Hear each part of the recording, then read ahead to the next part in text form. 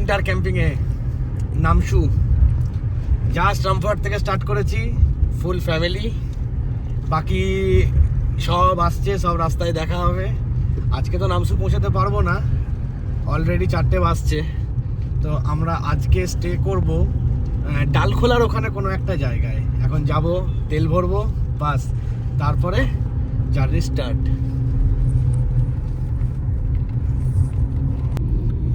এবার আমরা মোরগ্রাম ঢুকছি খুব তাড়াতাড়ি, আর বেশিক্ষণ লাগবে না, ম্যাক্সিমাম 5-6 মিনিট লাগবে। ওখানে সুমনদা অলরেডি ওয়েট করছে আমাদের জন্য। সুমনদার সঙ্গে ওখানে আমরা দেখা করে আমরা জাস্ট বেরিয়েই পড়ব। আর বাকিরা আমাদের বাকি সব আসছে রাত 8টার সময় বেরোচ্ছে। তো পুরো উইন্টার, আমাদের যে উইন্টার ক্যাম্পিংয়ে চললাম নামশু এবং সখিয়া পোখরি, নর্থ বেঙ্গল, তো এটা এপিসোড ওয়াইজ থাকবে, সবাই দেখবে, ভিডিও খুব ভালো লাগবে। এবার থাকছে পুরো ফুল ক্যাম্পিং মোড, পুরো গাড়িতে খাওয়া, গাড়িতেই থাকা, সব কিছু কীভাবে আমরা এনজয় করি, কিভাবে আমরা লাইফ কাটাই, সেটা একটু থাকবে। তাই সবাইকে রিকোয়েস্ট করব আমার পুরো ভিডিও দেখার জন্য। যারা চ্যানেলে নতুন দেখছো ভিডিও, তাদেরকে রিকোয়েস্ট করব অবশ্যই সাবস্ক্রাইব করবে, যাতে আমি তোমাদেরকে আরও নতুন ভিডিও দেখাতে পারি। আমারও ভালো লাগে ভিডিওতে একটা লাইক, তো কমেন্ট, এগুলো তো চাই। এগুলো পেলে না আমাদেরও ভিডিও দিতে ইচ্ছা করে, ভালো লাগে। তো সবাইকে রিকোয়েস্ট করব ভিডিওটা অবশ্যই দেখতে। চলো দেখা হচ্ছে আগে। মোরগ্রাম ঢুকলাম, আমাদের সন্ধ্যে লেগে গেল, পুরো রাস্তা জ্যাম, পুরো ট্রাকের জ্যাম রাস্তায়।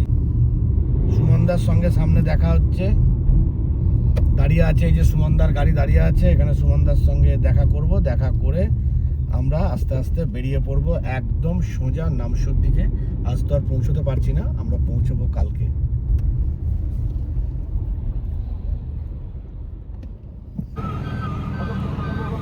সুমনদা ওয়েট করছিল আমার জন্য, সুমনদার গাড়ি, সুমনদার গাড়িতে সুমনদার মেয়ে আছে, আমরাও এই তো সুমনদার মেয়ে। কেমন আছো বেটা? আমরাও চলে এসেছি মোরগ্রাম। এখান থেকে স্টার্ট হবে আমাদের জার্নি।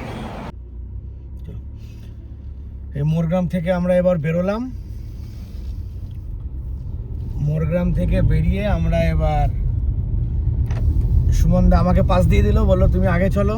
জানি না কেন দিল, সুমনদা তো প্রো ড্রাইভার, তাও আমাকে কেন পাস দিল আমি জানি না।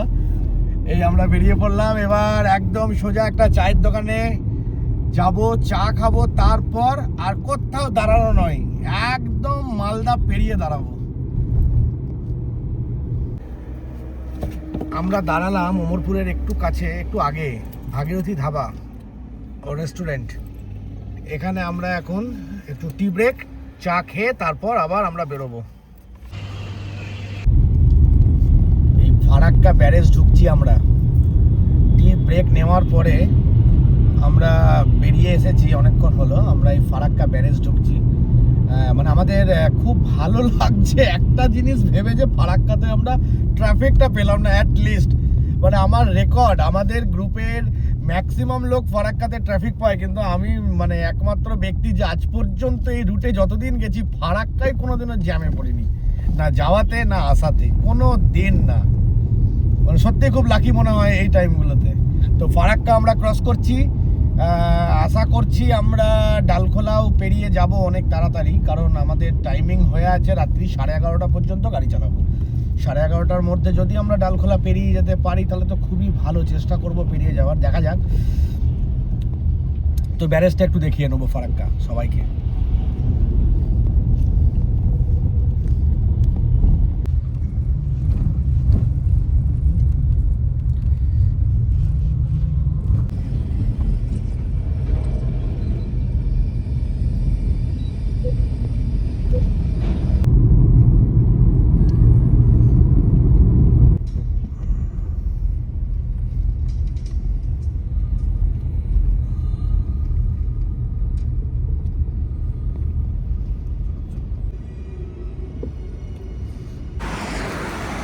আমরা এখন দাঁড়িয়ে পড়েছি মালদার, ঠিক মালদা বাইপাসটা পেরিয়ে পরদেশি ধাবার সামনে।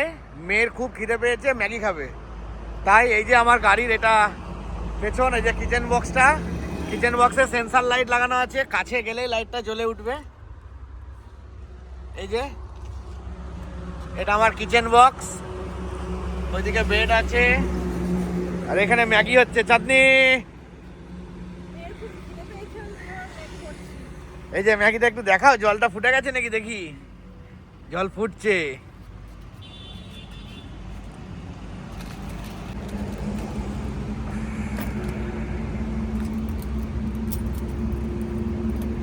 ওরা কিন্তু আমাকে বাদ দিয়ে দিয়েছে ম্যাগি থেকে, যেহেতু আমি বলেছি যে ম্যাগি কেন বাড়ি থেকে করে নিয়ে আসোনি, তাই আমাকে বলে দিয়েছে তোমার ম্যাগি হবে না, আমাকে সত্যিই ম্যাগি দেবে না। মা, মেয়ে আর সুমনদার মেয়ে গুনগুন, এই তিনজন খাবে। সুমনদার আমার ম্যাগি থেকে আমরা বাদ।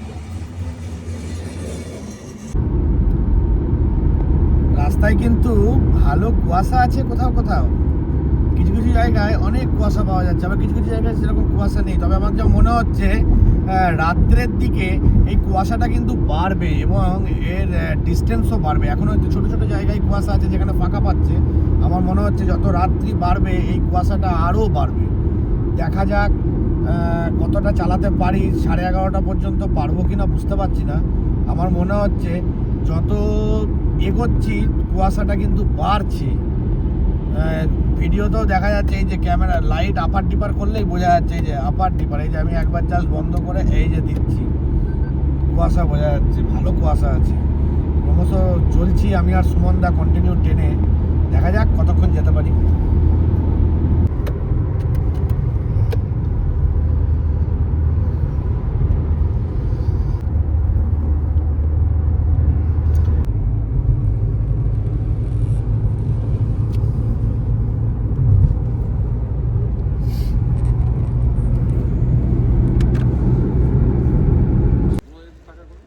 আমরা দাঁড়িয়ে পড়েছি ডালখোলা থেকে 2 ঘন্টা, এই 2 কিলোমিটার এসেছি আমরা।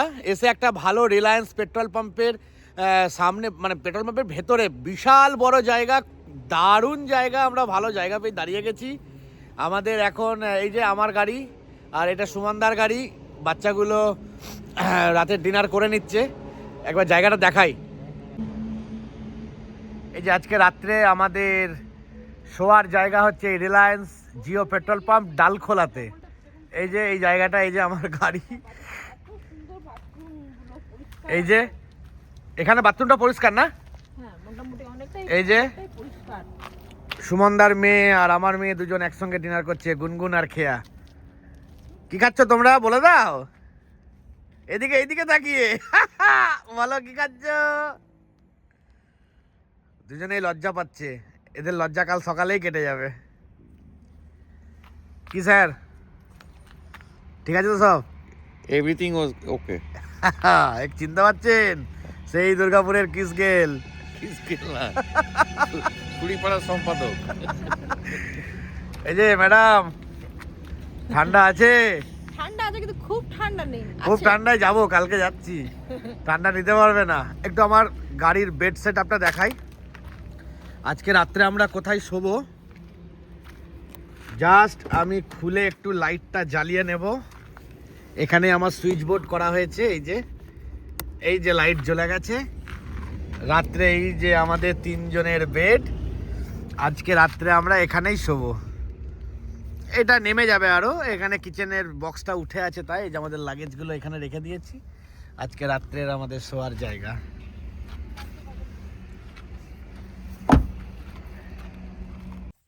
এখন বাজছে রাত্রি 12টা, এবার শুয়ে পড়তে হবে, ভোর 4টেই উঠতে হবে আমাদেরকে। তো চলো, গুড নাইট বন্ধুরা, দেখা হচ্ছে কালকে একদম ভোর 4টের সময়।